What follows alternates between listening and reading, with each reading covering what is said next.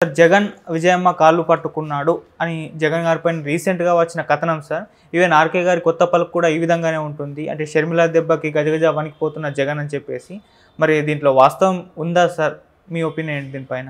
అంటే వాస్తవం ఉందా లేదో మనం చెప్పలేము. ఎందుకంటే మామూలుగా తెలుగుదేశం మీడియాలో వైసీపీకి వ్యతిరేకంగా కథనాలు రావడం, వైసీపీ మీడియాలో తెలుగుదేశానికి వ్యతిరేకంగా కథనాలు రావడం, తెలుగుదేశం పని అయిపోయింది, లేదా జనసేన తెలుగుదేశం మధ్య పొత్తులు చెదిరిపోయినాయి అని సాక్షి కైండ్ ఆఫ్ మీడియాలో రావడం, ఇటు జగన్ పని అయిపోయింది, షర్మిల రాకతో మొత్తం దిమ్మ తిరిగి అమ్మ కనబడింది అని టైటిల్ పెట్టారు. సో ఆంధ్రజ్యోతిలో టైటిల్ పెట్టి అమ్మ కాళ్ళు పోయి పట్టుకున్నాడు జగన్, నువ్వే శరణం అని, నువ్వే నన్ను కాపాడాలి, లేకపోతే నేను ఓడిపోతాను, ఓడిపోయి నాకు జైలుకి వెళ్తాను, జైలుకి వెళ్తే బయటకు ఎప్పుడు వస్తానో తెలీదు అని ఏడ్చాడు. దాంతో ఆమె మనసు, తల్లి మనసు కరిగింది. ముఖ్యంగా జైలు అనేసరికి ఆమె మనసు బాధపడింది. దాంతో ఆమె ప్రచారానికి వస్తానని ఒప్పుకుంది. ఇది ఆ కథనం. అంటే ఇది మామూలుగా విన్నప్పుడు సిల్లిగా ఉంది, కానీ ఇది పాజిబుల్లా అంటే చెప్పలేము. ఏదన్నా రాజకీయాల్లో ఏమైనా జరగచ్చు. కాబట్టి ఇలాంటి కథనాలకి వ్యాలిడిటీ ఎందుకు ఉంటుందంటే రాజకీయాలు కూడా అలాగే ఉన్నాయి. ఇప్పుడేం జరుగుతుందో తెలియదు కాబట్టి ఎవరేం రాసినా కూడా అది పాజిబుల్లా కాదనేది ఇవాళ చెప్పలేని పరిస్థితి. ఏదైనా పాజిబుల్లే. ఎందుకంటే షర్మిల మొన్నటి వరకు ఇక్కడికి వస్తుందని ఎవరు అనుకోలేదు, వచ్చింది. వచ్చినా కూడా ఇంత దూకుడుగా జగన్ మీద ఒంటికాలతో లేస్తుందని ఎవరు అనుకోలేదు. అది కూడా జరిగింది. కాబట్టి ఏదైనా జరగచ్చు. రేపు విజయమ్మ కూడా జగన్ తరపున వచ్చి మాట్లాడచ్చు. అయితే ఆ కథనం ఏం చెప్తుందంటే, ఆ కథనం చెప్పిన దాంట్లో మనం సాధ్యాసాధ్యాలు చూస్తే అసలు జగన్ ఎందుకు అంత భయపడిపోయి విజయమ్మని కాళ్ళు పట్టుకునే స్థాయికి ఎందుకు వెళ్ళాడు అంటే, షర్మిల వచ్చి 4 రోజులు కాల, ఇప్పటికే జగన్ గెలుస్తాడని జగన్ ప్రతిసారి ఏం చెప్తున్నాడు, నేను ఇచ్చిన పథకాలు లేకపోతే నా వల్ల మీ కుటుంబానికి మేలు జరిగి ఉంటేనే మీరు ఓటేయండి, మేలు జరగకపోతే ఓటేయద్దు, ఇది జగన్ చెప్పాడని కూడా చెప్పండి అని కూడా నిన్న కూడా చెప్పాడు. అంటే అర్థమేమి, అతను క్లియర్గా నా వల్ల జనాలకు మేలైంటే నాకు ఓటేయండి లేకపోతే వద్దు అనేది క్లియర్గా చెప్తున్నాడు. మరి అలాంటప్పుడు షర్మిల వచ్చి ఇతని వల్ల రాష్ట్రానికి ఏం మేలు జరగలేదు అనేది ఎసెన్స్. ఆమె ఏం చెప్పినా కూడా ఎసెన్స్లో ఏముంది, జగన్ వల్ల రాష్ట్రానికి ఏమాత్రం మేలు జరగలేదు, పైగా కీడు జరిగింది. ఎందుకంటే జగన్ బీజేపీతో కుమ్మక్కవడం వల్ల రాష్ట్రానికి రావాల్సిన ప్రయోజనాలు రాలేదు అనేదే కదా సింపుల్గా. మనం ఎన్ని రెటారిక్గా ఏమేమి మాట్లాడుకున్నా దాన్ని మినిమం తీసుకున్నప్పుడు ఇదే సింపుల్ ఎసెన్స్. సో అదే ఎప్పటి నుంచో తెలుగుదేశం వాళ్ళు కూడా అదే కదా చెప్తున్నారు, రాష్ట్రాన్ని సర్వనాశనం చేసేసాడు జగను అనేదే కదా వీళ్ళ నెరేటివ్ కూడా. సో కొత్తగా షర్మిల వచ్చి కొత్తగా ఏం యాడ్ చేస్తుంది?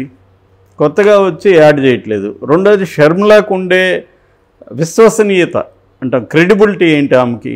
4.5 ఏళ్ళుగా 5 ఏళ్ళుగా ఆమె ఆంధ్రప్రదేశ్ని పట్టించుకోకుండా సడన్గా ఎన్నికల ముందు వచ్చి నాకు ఆంధ్రప్రదేశ్ అంటే చాలా ప్రేమ, ఇక్కడ ప్రజలంటే నేను నిద్ర కూడా పట్టదు నాకు, సో మా నాన్న ఆశయాలను ఇప్పుడు కాపాడేదానికి వచ్చాను అంటే ఆటోమేటిక్గా ఆమె బ్రహ్మరథం బట్టి ప్రజలంతా ఓట్లేసేస్తారా? ప్రజలకు ఏమాత్రం విఘ్నత ఉండదా? ఆలోచించరా అనేది ఒక పెద్ద క్వశ్చన్.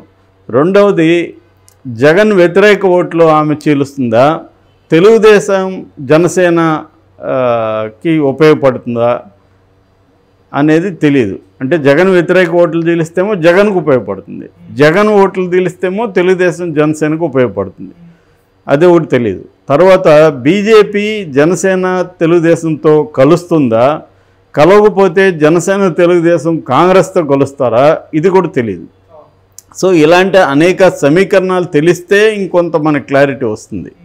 సో ఇవేవి లేకుండా ఇప్పుడు వచ్చి ఆమె 4 రోజులు కాలేదు, అప్పుడే జగన్ తల్లడిల్లిపోయి విజయమ్మ కాలు పట్టుకున్నాడు. సరే, విజయమ్మ వస్తే జగన్ కాపాడేస్తుందా? విజయమ్మ మహా అంటే ఏం చేయబోతుంది? కొద్దిగా షర్మిలకి ఆమె గట్టిగా షర్మిలకి కూడా యాంటీగా మాట్లాడే పరిస్థితి ఉండదు. ఎందుకంటే ఆమె బిడ్డే. మహా అంటే వచ్చి నేను జగన్నే సపోర్ట్ చేస్తున్నాను, ఎందుకంటే రాజశేఖర్ నా హస్బెండ్ జగన్నే సపోర్ట్ చేశాడు, జగన్నే సీఎం కావాలని ఆయన కోరుకున్నాడు, ఆయన కోరికను నేను నెరవేరుస్తున్నాను, అనేది ఆమె మాట్లాడచ్చు మహా అంటే. దానివల్ల జగన్కి పులోమని ఓట్లు వచ్చేస్తాయా? సో ఇదంతా కూడా కొంచెం అంటే సినిమాటిక్గా ఉంది వ్యవహారం.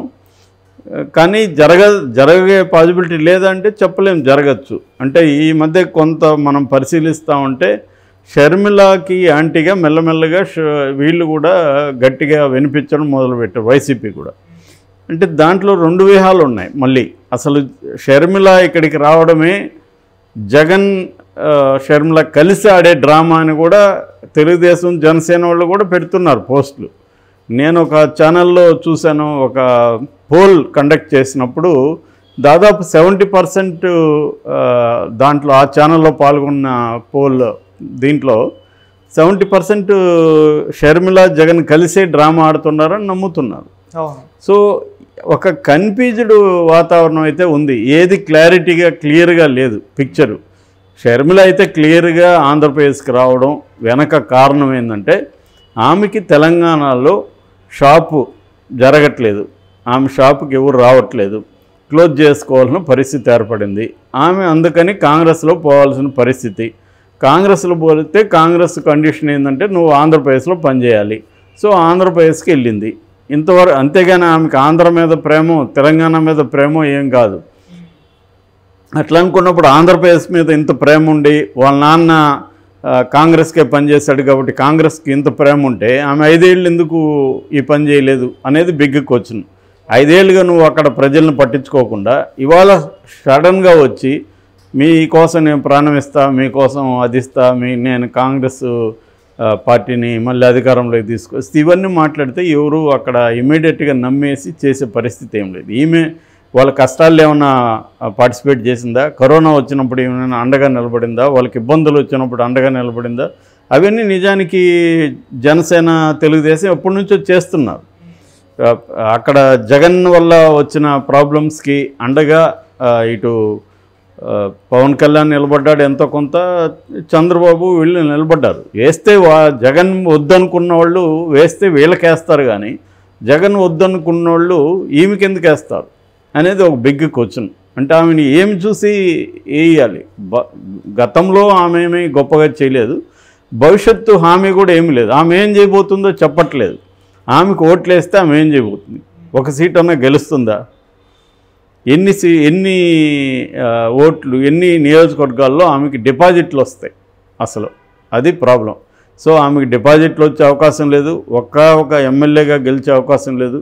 మహా అంటే 100 కంటే తక్కువ ఉన్న ఓట్లని కొంచెం పెంచవచ్చు, అది కూడా గ్యారంటీ లేదు. అది కూడా ఎలా పెంచుతుందంటే ఈమె దగ్గర ఈ కాంగ్రెస్లో చేరే వాళ్ళు ఉంటారు కదా లోకల్ నాయకులు, వాళ్ళ బలం వల్ల జాయిన్ అవ్వచ్చు, కానీ ఈమె బలం వల్ల ఏమి ఓట్లు పెరిగేదైతే ఏమీ కనిపించట్లేదు ఆడ. ఇప్పుడు ఆమెకేమి పెద్ద ఎత్తున వేలాది మంది ఏమి జనం రావట్లేదు, వందల సంఖ్యలోనే ఉన్నారు జనం చూస్తే కూడా. అది కూడా కాంగ్రెస్ వాళ్ళు ఏదో కొంత తోలుకొని వస్తున్నారు. ఇప్పటికిప్పుడు పెద్ద ఎత్తున వలసలు 20 మంది ఎమ్మెల్యేలు వచ్చేస్తారు అన్నారు, ఏమీ జరగలేదు. ఆళ్ళ రామకృష్ణారెడ్డి ఒకడే చేరాడు, మిగతా ఎవరు ఇప్పటి వరకు జాయిన్ అవ్వలేదు. ఒక ఎమ్మెల్యే కూడా జాయిన్ అవ్వలేదు. ఒక కాపు రామచంద్రరెడ్డి జాయిన్ అవుతానంటున్నాడు, వాళ్ళు కూడా ఏం జాయిన్ అవ్వలేదు. ఇదంతా ఎప్పుడు జరగచ్చు అంటే తెలుగుదేశం జనసేన కూడా సీట్లు ప్రకటించేసి ఇంకా ఏ శిబిరానికి పోవడానికి వీలు లేని కొంతమంది ఎమ్మెల్యే కావాలనుకునే వాళ్ళు ఈమె దగ్గరికి వస్తే రావచ్చు. అది కూడా వాళ్ళు అన్నీ క్యాలిక్యులేట్ చేసుకుంటారు. ఈమె వల్ల మనకి ఎంత లాభం ఉంది, మన వల్ల ఆమెకి ఎంత లాభం ఉంది, ఇవన్నీ క్యాలిక్యులేట్ చేసుకుంటారు. రెండోది మనం ఇక్కడ నిలబడితే కాంగ్రెస్ తరపున ఏమన్నా ఫండ్స్ ఇస్తారా, ఇవన్నీ ఆలోచిస్తారు వాళ్ళు. కాంగ్రెస్ తరపున ఇప్పటికిప్పుడు అంత ఫండ్స్ పెట్టే పరిస్థితి లేదు అక్కడ. ఎందుకంటే గెలుస్తారనుకుంటే పెడతారు, కానీ అక్కడ గెలవరని క్లియర్గా వాళ్ళకు కూడా క్లారిటీ ఉన్నప్పుడు ఎందుకు ఖర్చు పెడతారు కాంగ్రెస్ పార్టీ? సో ఇన్ని సమీకరణాల మధ్య ఈమెను చూసి జగన్ గడగడ అయితే వణికిపోయే పరిస్థితి అయితే ఉంటుందని నేను అనుకోవడం లేదు. కాకపోతే ఏంటంటే ఆమె ఫ్యాక్టర్ని ఖచ్చితంగా తగ్గించడానికి తన వాళ్ళని కూడా ఉసిగొల్పడం, ఆమెని ఎట్లా కౌంటర్ చేయాలనేది జగన్ ప్లాన్ చేయడం, ఆ క్రమంలో విజయమ్మను కూడా తీసుకురాకూడదు అనేది ఏం లేదు. కాకపోతే గడగడ వణికిపోయి గజగజ వణికిపోయి చేస్తాడని కాళ్ళు పట్టుకుంటాడని నేను అనుకోవట్లే. విజయమ్మని కావాలంటే తీసుకురావచ్చు. ఎందుకంటే షర్మిల మాట్లాడితే మా తల్లి దగ్గర చెప్పించండి, నేను జగన్ అన్న దగ్గర ఏమైనా ఆశించానా, మా అమ్మని చెప్పానండి అని ఛాలెంజ్ చేస్తుంది. ఓకే చెప్పిస్తాము అని చెప్పి ఆమెను తీసుకురావచ్చు. అంత తప్ప ఆయన శరణని పోయే పరిస్థితిలో ఉంటాడని నేను అనుకోవట్లే. అట్లుంటే అతను అంత వల్నరబుల్గా ఉంటే అసలు జగన్ అంత వల్నరబుల్గా ఉంటే తెలుగుదేశం జనసేన వాళ్ళు హ్యాపీగా పండగ చేసుకోవచ్చు. ఎందుకంటే ఓడిపోతాడు ఖచ్చితంగా అంత వల్నరబుల్గా ఉంటే. అతను వల్నరబుల్గా లేడనేది క్లియర్గా అర్థమవుతుంది.